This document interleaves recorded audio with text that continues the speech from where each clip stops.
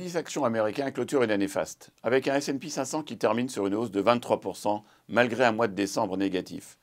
Sans les 7 magnifiques, les Nvidia et consorts, cette hausse aurait été limitée à 14%. Pour la deuxième année consécutive, moins d'un tiers des valeurs du S&P 500 fait mieux que l'indice, ce qui n'est arrivé qu'une autre fois en 40 ans. Les marchés européens font leur pire année relative de l'histoire, progressant de 8% certes, 15% de moins que le S&P 500. Le CAC 40 finit bon dernier avec ses 2% de perte.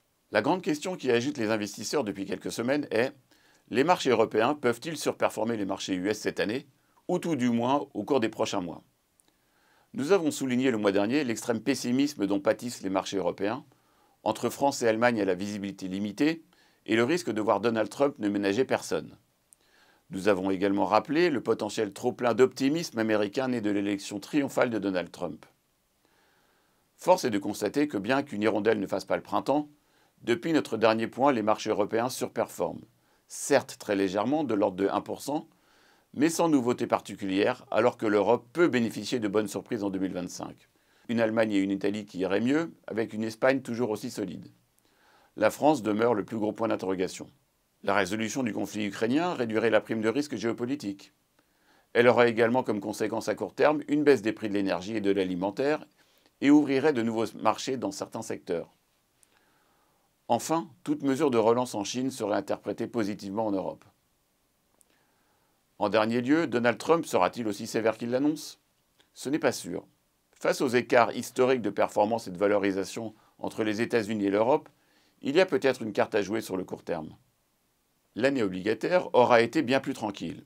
Au rendement encore élevé en début d'année se sont ajoutés les effets bénéfiques de la baisse de l'inflation et donc de la baisse des taux d'intérêt.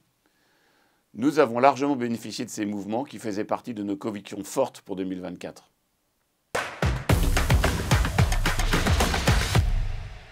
Les États-Unis, actuellement sur un rythme de croissance de près de 3%, devraient ralentir, sans pour autant que cela ne devienne problématique. La croissance 2025, attendue actuellement par le consensus, est de 2,1%. Ce qui paraît suffisamment prudent. La politique économique de Donald Trump, qui passe notamment par moins de régulation et des baisses d'impôts, soutiendra la dynamique. À surveiller, que l'inflation US, qui actuellement ne baisse plus, ne reparte pas à la hausse. Les taux d'intérêt recommencent à se tendre dans la crainte d'un tel scénario, et les marchés actions n'apprécieraient sans doute pas cette tendance alors que le déficit budgétaire risque de demeurer élevé, supérieur à 7%. En Europe, comme nous l'avons mentionné, les situations sont contrastées, mais les bonnes surprises pourraient compenser le risque français et permettre à la croissance de tenir.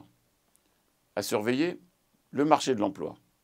Enfin, à notre sens, la Chine ne rebondira pas vraiment, mais le gouvernement fera tout ce qui est en son pouvoir, baisse des taux et baisse du yuan, soutien de l'immobilier et des particuliers, pour que la situation ne se dégrade pas. Et une fois de plus, toute bonne nouvelle en provenance de Chine serait particulièrement favorable au marché européen.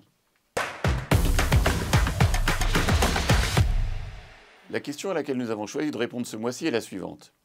Les banques centrales peuvent-elles avoir des politiques monétaires très différentes? Pour rappel, la mission de la Banque centrale américaine, la Fed, est de gérer l'inflation mais également le marché de l'emploi. La BCE n'est supposée réguler que l'inflation via sa politique de taux d'intérêt. Après les hausses de taux de 2022, la Fed comme la BCE ont de larges marges de manœuvre, supérieures à 2%, pour baisser leur taux directeur.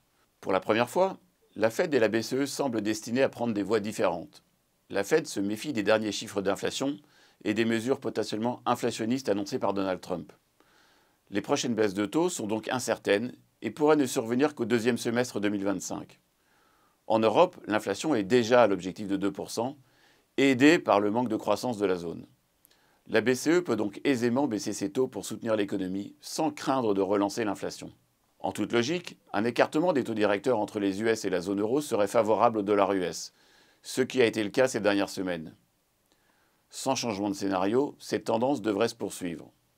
En revanche, les investisseurs étant largement positionnés sur ce scénario, toute déception sur les perspectives américaines provoquerait sans doute un net rebond de l'euro.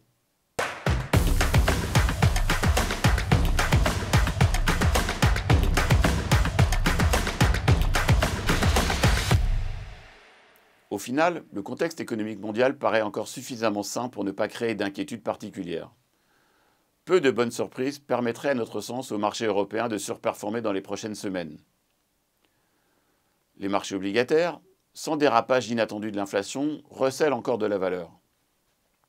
2025 pourrait donc encore être une année où les portefeuilles diversifiés marcheront sur plusieurs moteurs.